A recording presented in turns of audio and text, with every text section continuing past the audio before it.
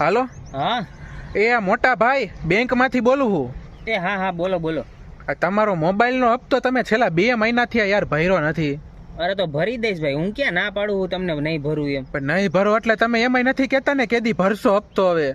અરે એમાં એવું છે કે આ પગાર આવે ને એટલે હું તમને દઈ દઈશ, બસ પાકું ભરી જ દેવો. એમાં એવું છે મારે હે ને એ બધી લોન એકાયરે છૂટી કરવી છે એટલે હું નથી ભરતો.